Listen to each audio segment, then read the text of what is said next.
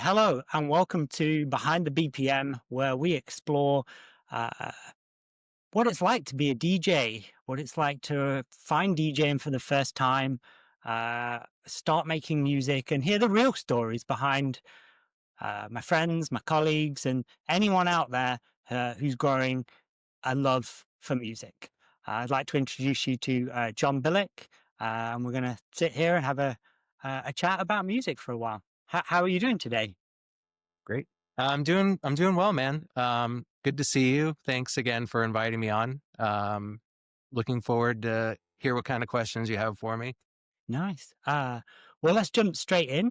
Uh, what first pulled you into DJing, or like, how did you hear about it and decided that you wanted to start? Um, I guess to start, I always had a music interest since I was very young. Yeah. I played instruments when I was like preteen, teenage years, in school bands, and then played in like a lot of different garage bands with friends. So that really sort of introduced me into just the idea of, making music, performing, kind of putting yourself out there a little bit and sharing, sounds and things that you enjoy. Um, Over time, I got exposed to a lot of different kind of electro house music, and especially Daft Punk was a big part of that influence. Yeah, like the Homework album was the Yeah. first that I heard, and just kind of was like, "What is this?" And I was into a lot of still am into, like, a lot of punk and hardcore kind of rock music, and I felt like there was kind of like an energy and like uh, a rhythm that kind of matched a lot of, like, what I was playing, more in the live music Yeah. realm, especially kind of like that angsty sort of like driving, music. Um, What did you play? so first in the bands, I started playing bass guitar, Yeah. and that's, a lot of rhythm. It's kind of the base of playing bass. Kind of dabbled in drums and guitar, but bass was what I played kind of the most Yeah. consistently and kind of what I was known for. I also played saxophone for a few years, which was, another interesting instrument to tackle, completely different, physically to play than guitars or drums. But yeah, kind of that rhythm element, I think, was something that really got me into it, and a lot of my friends were in the bands and producing a lot of live music. But I started to kind of save some money away and buy like the import Ministry of Sound annual compilations or like the Gate Crasher Yeah. compilations. And I grew up in Arizona, and like as a teenager, like I didn't really have a lot of exposure to dance music, and, you know, especially being under 21 in the US, like you don't really get a lot of exposure to nightlife or, kind of where this Yeah. music and community permeates. So What I what really, year were those that you got? Do you like? uh, I feel like, I mean, I would say probably like 2002, Yeah. 2001 in there. I probably Um, went to those nights. yeah, From the well, Ministry of Sound and Gatecrasher. I'm jealous, for sure. As a youngster, I definitely wanted to be there with you. So, but yeah, I really sort of started to go into that self journey of like discovering this stuff, and, really kind of prompted by like Daft Punk and associated Yeah. artists and labels, like, um, kind of learned about David Guetta and Eric Prydz before they were, who they are now. And, they were making really cool kind of funky house music. And, um, you know, I think those people were definitely the spark that sort of got me into being a lot more interested and especially being a fan of the music, Yeah. to where I got to a point of wanting to participate more than just being a listener. And I at that time I didn't really know the difference between like trance or house or, electro or whatever was happening. It was really just like not rock music or not like live instrument music. It was more, made with cool synthesizers and computers. And um, you know, kind of being able to listen to music on a flat plastic disc was something that I didn't really have a lot of exposure to as a kid growing up. It wasn't something that we had a lot in the house. It was a lot more 8-track cassette. Oh, no. So, you know, seeing the DJ world definitely exposed me to like records and mixing records and abusing records in a certain sense. So yeah, just really wanted to learn Did, more through so then through did you end up producing some house music before DJing? so I in those kind of earlier years, I did have a cracked version, or I think it was a trial version of Fruity Loops where you I have remember Fruity Loops. you have a certain session window before it closed and you couldn't save the project. Oh yeah, you So couldn't whatever save. you made, just jump in and then, cross your fingers. And I didn't know what I was doing. And I had a couple other friends who I was in bands with that were kind of just like making hip hop beats or, trying to put like dark synths over some of like the guitar solos. But I was making like four to the floor, like, kind of dance music. Yeah. Um, and yeah, that's kind of my first introduction, really to making music. Uh, and, I would say probably like 10, 12 years after that, I actually started to like, get more serious about making music and knew what I was doing a little bit more and what I wanted to create. But yeah, I would say just coming from that, like in like live music, going to a lot of shows and just being interested in playing music with friends, like that was definitely the spark of DJing and then absolutely, making music. What was the first equipment that you got hold of to have a go at like mixing, like, I don't know, the ones and twos off from one track to the next? Yeah. Uh, So I would say at first it was more like digitally, like I learned on a little Vestax, like I think it's a VC something, VC1, VCI. VCI Uh 100? maybe. It was I actually have that. I used to gig with that, like, oh, for nice. like 5 years because it was so good, it fit inside your backpack. That's tiny. It was robust, wasn't it? Like, it Yeah. was it was, like, very Yeah. metal and heavy. Yeah, it Um, was like a polished silver or something, I yeah. think, right? Yeah, yeah, I still have it down in my basement. Uh, Solid piece of kit.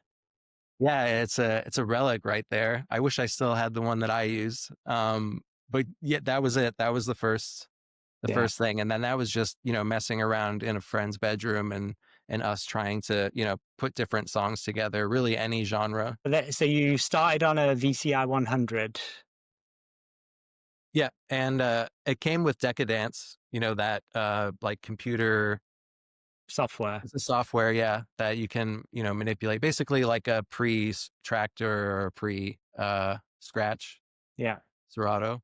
Um, but yeah, that was I feel like Decadence more than the Vestax controller, like, taught me, I could see the sound wave. I could see, like, all the ways that you can manipulate the music because it said what each of the different buttons do. And I didn't necessarily have to be, like, at my friend's house or, if we were sharing it, I could still be at home, working on my Yeah. computer and playing different songs and trying things out. And I think really just getting into that and, like, trying to blend music that I like, um, taught me a lot more, about DJing than, like, the physical, equipment. And how did, because I've seen a lot of you DJing on vinyl, Mhm. which is m- maybe somewhat rare these days. How did you transition from that digital aspect to vinyl? Because that's probably more common now for people to do it, to go back to the old equipment. Yeah, so when I moved to New York for college, for university, and, part of my studies, my extracurricular studies that I self-mandated was that I was going to continue to pursue DJing a little bit more and go to, like a DJing school. And there was a place called Dub Spot, which was great. I met a lot of really good people there, and they really sort of opened up a lot of opportunity when I first got started. But Yeah. there, we learned on proper turntables. Like they taught us scratching techniques. That was the first time that I touched like a proper 4-channel mixer. I think it was a Rain mixer. Yeah. And we were using, proper MK2s, and eventually we were introduced to the CDJ 1000s or 12,000s. I can't remember at that Yeah. time. But that was when I kind of, touched the grown up, the real stuff, let's say. And in a way for me, it was kind of like learning to play a little bit of a different instrument, because I'm essentially trying to, convey the same sort of feeling or, emotion or idea, but just how I'm physically doing it is a bit Yeah. different than what I'm used to. Um, that's probably when I, kind of got a little bit more uh up to like the industry standard, let's say, of what clubs use. And then at home I bought like CDJ 350s, I think, and like a really cheap Behringer mixer with Yeah.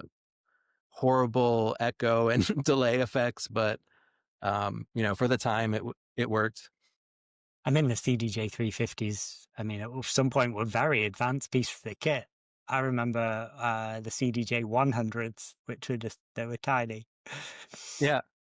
Yeah, and Uh, I think that was the thing, like the size was, because I was living in New York at the time, and like, I was in a shoe box, and I needed everything to be like as slim and yeah. But so you could still practice. yeah, exactly. I feel like that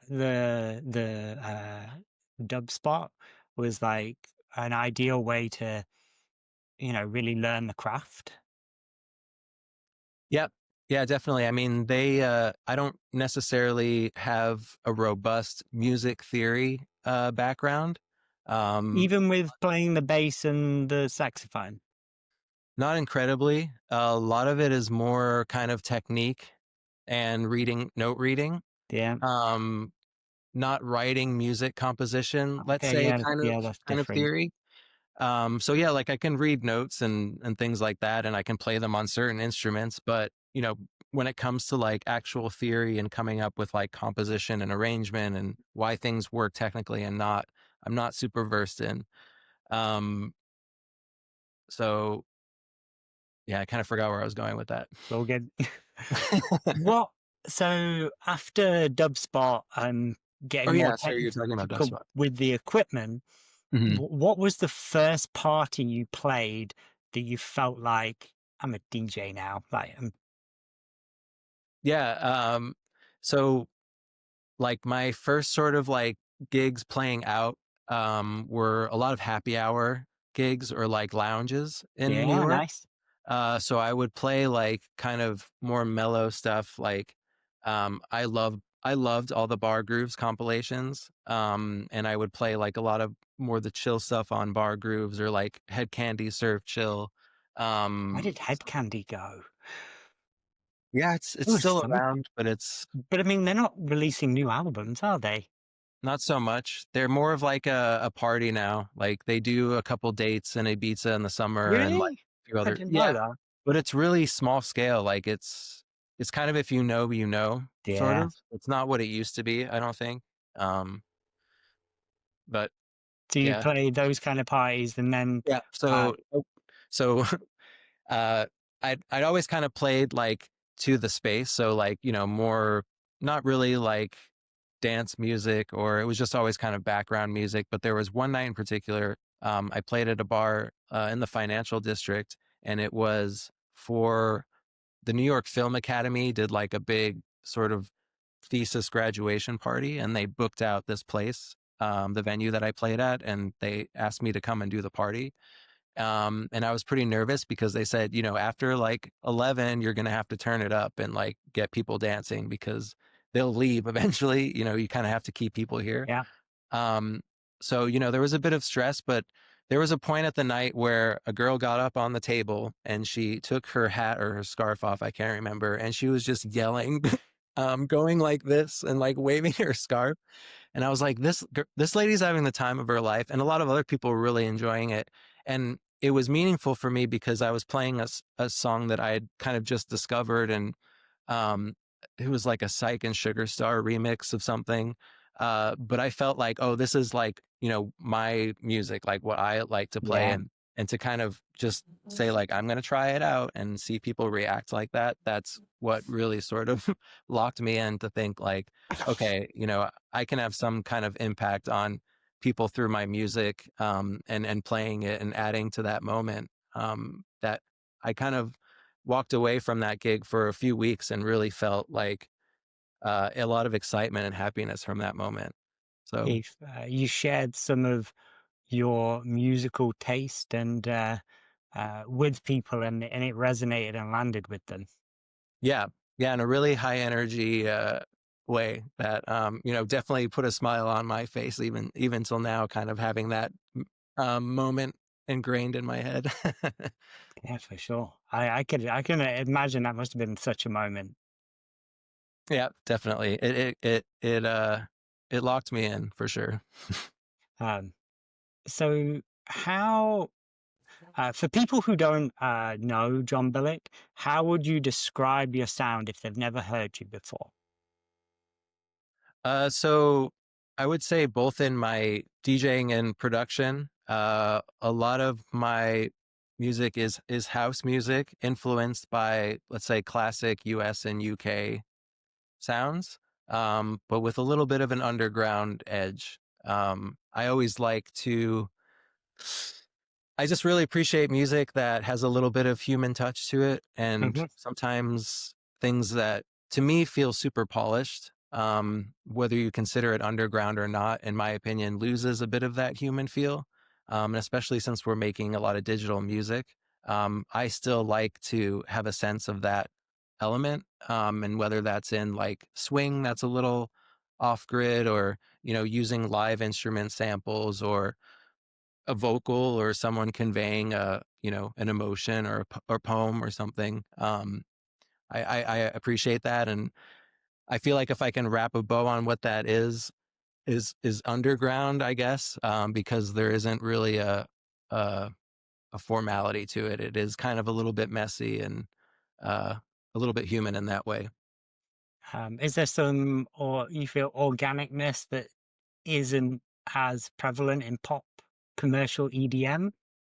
Yeah, I think so. I think and it shows itself in all areas, I think, in process of the song and the artist, and the choices that they make in final mixing, and how they choose to start with the samples, Yeah. how they layer it together, ultimately what the feeling is or the emotion that comes out of it. And I always think that music that has a little bit of that difference or edge stands out, and kind of offers something a little bit extra or different. And that's something that's always attracted me, I think, to other artists, or other DJs. I I really believe in an artist who develops and changes their sound over time is a healthy thing rather than a hindering thing. Always the Um, same. Yeah. because I think, again, coming back to that human element, like we constantly change, and I think it's natural that if part of you is connected to your music, then that's just going to also change. Yeah. And so when you talk about like you like things a little bit more raw, organic, underground, or not fully polished, how do you know when a song's done? Um, I think a lot of trial and error over the years. I've developed a little bit of a mental checklist that I like to go through, that I think helps me, Yeah. at least personally, in my siloed space, in my little studio area, and in my head. Um, that I feel like, okay, I can send this to a label. It's demo worthy, or people will feel something to this, or they'll want to dance to it. And Yeah. if it's making me dance, and if it's making me feel something, and it's clear, what that emotion is, and I can feel it, kind of strongly, that's a good sign. But yeah, with the checklist as well, I think there's a lot of arrangement consistency that I've developed, just in my personal kind of style and working, that makes me feel good when it has, the right flow for mixing. Yeah. Um, I know a lot of labels nowadays are also asking for radio edits or different cuts for streaming, which, that's kind of, I do that sort of later now, or if they ask, my process going into it, and the basis of my checklist is always based on like the DJ play, like Yeah. the extended format with, at least a minute or 30 seconds to mix in, mix out. Um, but, you know, that sometimes that just becomes a starting place, and then, kind of pulling things away from there. I think one of the last buckets on my checklist before I finally say I'm done, is there anything else that I can remove from this? Oh, Um, interesting. because I feel like I really strive for simplicity and groove and what I produce. Like, a lot of the tracks that I've made that have been more successful, let's say, like it's really just a simple bass line, piano, a really nice, groovy drum groove that, people can easily dance to. And then generally if there's some kind of vocal that, is really telling you what to feel, or like, what the song is about, that is the most impactful, at least what I've found. And to me, like, I love the classic house, like, that's kind of the basis of my inspiration, and what I play a lot of. And I love just those really simple rhythm tracks. There's not a lot going on, but you can dance to it for hours because it just has that groove. And, I think even starting, like, I was guilty of adding way too much to my tracks. Like, I'm trying to make something happen every 15 seconds. And then I'm like putting in, four different synths and, trying to layer bass lines, and it just gets too busy and then you lose your idea. So, at the end, I think it's like, what can I pull out? And if I can't pull anything else out, then it's done. And if I don't feel like I need to add anything. I like that. So in a way, like you keep adding things until it feels done, and then you're like, no, it's not done yet. I'm going to keep taking things out until it's done. Yep. And another thing that I like to do also is I will start my project with a Yeah. kick drum sound. And at the end, I'll go back and sometimes change just the kick. And there's times where I'm changing kicks and the track actually sounds 10 times stronger because the kick is just a little bit more punchy or has a little bit more of a frequency. Um, so that's something as well, just a little thing that I do, but you can obviously go crazy going through kick samples. I've Uh, heard a couple of producers do that. Ben Remember he works for Touring Records. He does that. He does mixing and mastering down for people, and sometimes he'll do the full mix down, and then he'll just change the kick, and people are just like, "Oh my god, this is such a you've made the kick sound so good." He's like, "I just changed it yeah, yeah, and then for that's it. something Sometimes. that works, that's better for the genre that you've ended up, that your song's grown to." Because how do you feel? Do you feel like you decide I'm going to write a garage tech house track, or and it actually ends up as that? Or do you start out, maybe that was the idea, but the track has a life of its own and it ends up somewhere that maybe wasn't where that kick was intended? Yeah, definitely. I think that happens. And I think part of my process is allowing for that opportunity to happen. Like, I'm a firm believer in happy accidents in Yeah. anything creative. And, also like playing live instruments, like if you make one little slip, that actually might be a good slip, of the fret of the guitar, or, a different drum change. So those little things that can happen can really produce a lot of interesting and sometimes better change for a project. Do they write themselves, or Yeah. and S and is that okay? Yeah, I think sometimes I'm prompted, honestly, by, labels, or if I'm doing a remix, they'll say, "Hey, we love this track that you did," or, "We love this sound that you make." It's like, we love, like, New York garage vocal Yeah. track. Can you give us something like that? So it's like, okay, then I have something there that I can kind of start on. But when I do start, it's really just kind of trying to find what the track is. Like, I feel like it finds me. I don't find it a lot of the time. Um, and especially earlier on when you're trying to just pull sounds and build that foundation element of the track. For me, it could be a drum rhythm. It could be a pad sound or like a piano that I like. It could be a vocal snippet. But something that personally I can connect to that gives me an emotion or makes me feel a certain way. Yes. And then just kind of following that gets me to wherever it's going to go. I I love being a fan first of this music. Like I think as a DJ, it keeps me excited and interested and wanting to like find new labels, new producers, new tracks. But I think and through listening through the evolution of music and dance music over the last few years and what's trending and what's not really so cool anymore and where the bpms at, that stuff also definitely influences where my mindset is when I start a project. And sometimes I'll take three different tracks that I really, really love and I'm constantly listening to all the time, like throughout the day. And I'll say, okay, I want to make my version combining these three tracks. What would that sound like? So sometimes from outside inspiration, but it always comes from the sounds. It always comes from the feeling that the sounds give you, whether it's just a kick drum, if it's a whole track, if it's a bunch of tracks that you want to kind of, make a mashup, let's say, but as an original track, Yeah. um, that kind of stuff. Be inspired by. Yeah, exactly.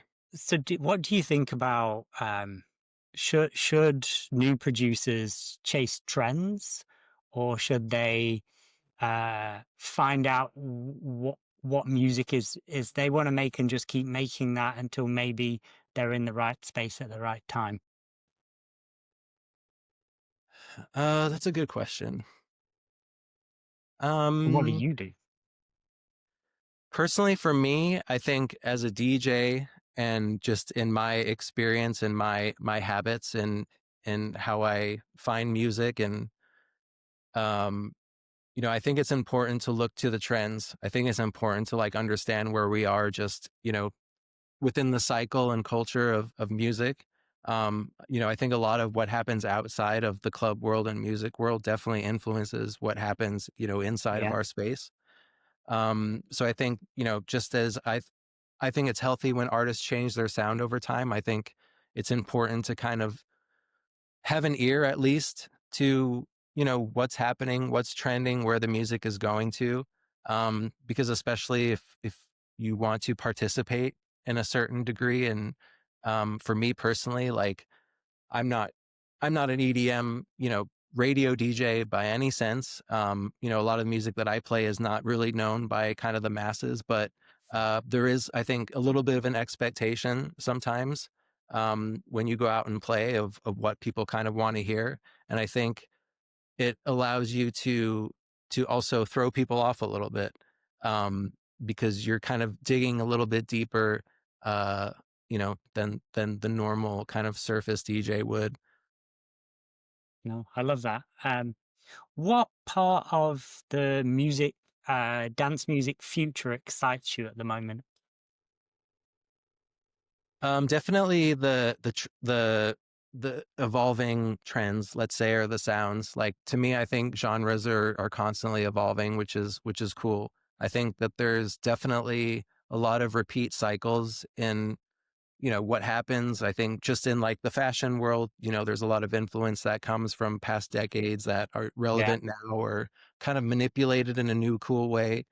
So I love that in general, and I think it's exciting to see just how much can we push these synths and these drum machines and the events and all that stuff. I think that's exciting for me to see. I love that. And with that, I think the technology of like DJing, of making music, the quality of like wave files and just digital files, and the quality of vinyl pressing now yeah. can be a lot better than what it used to be. So I think those things kind of going hand in hand like that makes me excited. Just things Do, that are constantly evolving and pushing forward.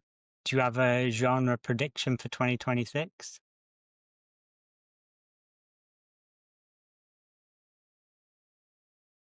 I don't know.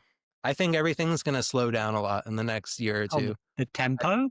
we're gonna go. Yeah, I think right now we're flying at like 130, 140. I think trance is and progressive house is a massive right now. influx and influencing a lot of just dance music in general.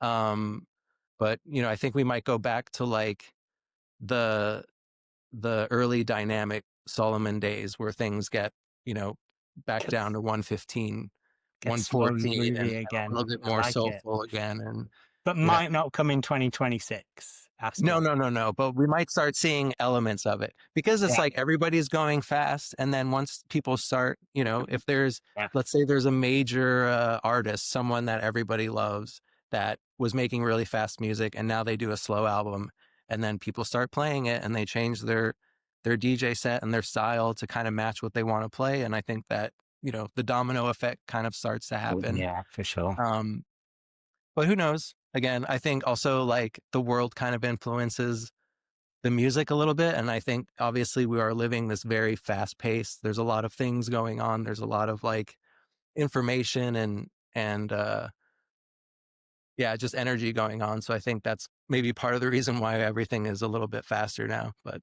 Yeah, I mean, and trance was good, and they had there's been cycles of trance or progressive house, those yep. kind of things. Yeah, So I love seeing it come back. I think it's cool. Like I'm discovering a lot of great producers now that are merging kind of like an underground house, Yeah, almost speed garage vibe with trance and progressive, and it's so cool. Like the stores are labeling it as like house or deep house or whatever, but in my opinion, it feels very fresh. You know yeah, where the influences come from, but when it comes together and you notice kind of a trend of labels that are just putting out this sound now or artists who are really standing behind this particular sound. I think that's really yeah. interesting. So when you think about labels, you've signed on labels like Isu, House Cooking Records, the Basement Discos, Letters to Nina. Um, how do you either come across these labels or find and decide? How does that relationship begin for you? Sure. Well, with all of those labels, each one of them have approached me. I didn't reach out to those labels, so I would say every one of them are special in that way. Uh, and I think my relationship with them sort of started a few years before they approached me. Hmm. I think, just through social media and noticing similarities in the music that we played between the people that ran those specific labels. We started to just kind of support each other. I had a record label at a time with a friend in New York, and there were guys from Isu and House Cookin' that were playing our tracks from that label. Oh, So nice. just kind of built the bridge of like, hey, we understand what you like. We kind of dig that over here too. Um, and I'd had like a few releases out, things that right now I'm not super proud of, but years ago, just early projects. And yeah, the Isu guys were the first ones to really approach me, and they had just started the label. And they said, we love like your taste with the label that you're doing. We know you produce some music. Would you want to send us some demos? Nice. Um, and that was kind of like when I first started feeling like, okay, this is a label that's relevant to the sound that I make. Like what they play, they understand like what I'm trying to do, and they respect it. So it felt really good to release with them. And the track actually is still to this day like one of the best performing tracks on that EP that I released. So that's another moment I would say where I sort of got locked into pursuing DJ or producing at least more than just a hobby, let's say, kind of doubling down a little bit more and taking it a little bit more seriously because I saw that, there was an impact on, that it was connecting with people that, I wanted to connect to and, that Mm. inspire me. And you wanted to hear those, knowing that those tracks are being played out uh, Yeah. by DJs. I think it's huge validation because I feel like it takes um, it takes a it takes a substantial amount, I think, to for a DJ to actually play your track out. If you think about it, the first thing they have to do is they have to find it. Then they have to shortlist it on, into their crate in whatever Beatport, Juno, track source, and then they have to actually purchase it. So we're at three steps now. Now, once they purchase it, they download it and they put it in a crate in a folder somewhere, and then they import it into Tractor, Record Box, whatever it is. So we're like 4 or 5 steps now. Then the night before the gig, they actually put it on their USB. So we're at 6, and now they're actually in the club and they're playing. There's people in front of them, and they actually choose to put that song on their CDJ, and then they Yeah. play it. So that's like 7 decisions that could be a no before they play it. So I think hugely humble. If a DJ ever plays any of my tracks out, I'm hugely humbled and grateful, because Yeah. it feels like a huge milestone to get through Yeah. all of those hurdles, right? I mean, I think, going back to that first release with Isu and, kind of that moment where I felt locked in, like, I had great support from DJs for that particular release. Like Kerry Chandler played one of the tracks on a live Legend. stream and charted it. Riva Starr played it in his radio show, charted it. Also legend. Like, uh, Sam Divine played it on Defected Radio, like said my name in the title Yeah. track, like I had to pinch myself for weeks, but yeah, like I think I learned at that time too, like that was what really made me like that was the best feeling that I could get. Like that was the ultimate connection of like me sitting down in this small space trying to put together an idea for a song, not Yeah. sure if it's going to resonate, not sure if, anybody's going to care at all. And then hearing it, in these different platforms, supported by these people that, like you're saying, and myself, I'm sure you as well, like there's so much music that's released every day, just even to find something that's remotely interesting sometimes becomes a struggle. So like, yeah, for that reason, especially, I think I really sort of locked me into like, you know, people are resonating with my music. It's within the world that I respect and want to participate in. So let's continue on and see what else we can do. Yeah. And to this day, like my biggest motivator always, or the golden nugget that I can always take away from the release and what I aspire to is that exact thing, is the DJ play. Like it's great if things chart. It's great if people are streaming for me, but if I have someone playing it live and there's a crowd going crazy to it, or if I know a bigger DJ is supporting it, like success, like gold star, I can put it on the shelf. I don't have to, I don't have to worry about that one. I can move on. It Um, feels like a different kind of success, doesn't it? yeah, yeah. I think, a big thing about this music and, the whole environment is the community aspect. Hmm. And I think just the getting togetherness of it and the international nature of it. And, I think for better or worse, sometimes I always want to be in 100 places at one time and I can't be. And I really feel like making music and being able to extend yourself in that way allows me to do that. And for whatever reason, that desire that I have to, be everywhere at one time, um, when there's successes like that, it somehow validates that. And I don't know, I feel more connected to like to everyone Yeah. and just the music. And there's an energy and a love there that I think like is what got me to do it in the first place. And I think that a little bit of that comes through when you experience those types of things and support. Yeah, there's definitely like a different kind of moment in, your club gets played out in a track to, a DJ has felt your vibe. He's feeling the vibe in the room. They are selecting a tune that they think will really work that dance floor, versus Spotify just places the track in a playlist that's called, you know, afternoon lounge music, or Saturday night bangers, and someone just playing it at their party, and no one it's not the playlist is not reacting to the crowd and is not being personally selected by a human. And I think there's what you're saying is that even to you, the feeling of somebody streamed it versus somebody played it out live, it is hugely different. Yeah. And even like I will love to scavenge the internet for people that have played my tunes. Like even Yeah, if it's somebody on SoundCloud that has 50 followers, like I will comment on it and say thank you, because just like a big DJ, they've gone through that process and yeah, they've selected my song and resonated with it. But I think that that's the world that I come from. Like, that's the DJing definitely inspired the producing and educated me to get to where I am and know what I want to make and have an idea of what my sound is and who I want to connect. Like 5 things pop into my head when I start going on, and then I'm like, where am I?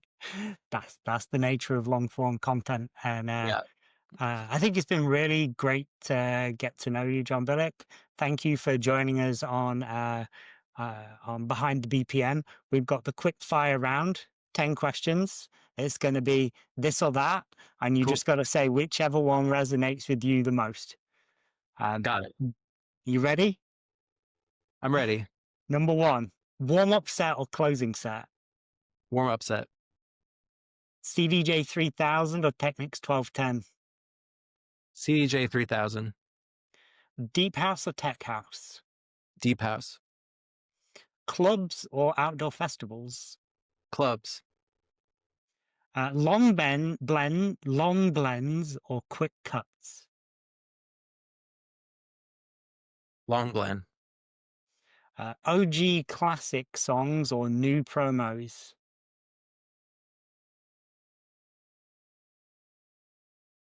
New promos.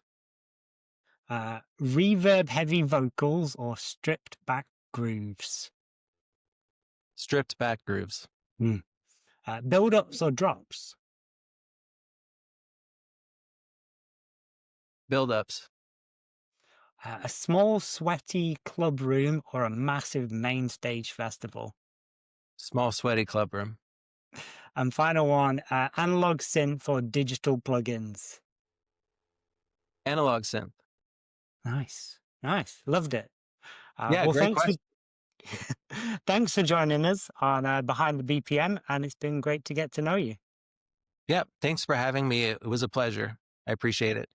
Of course, thank you. How do we?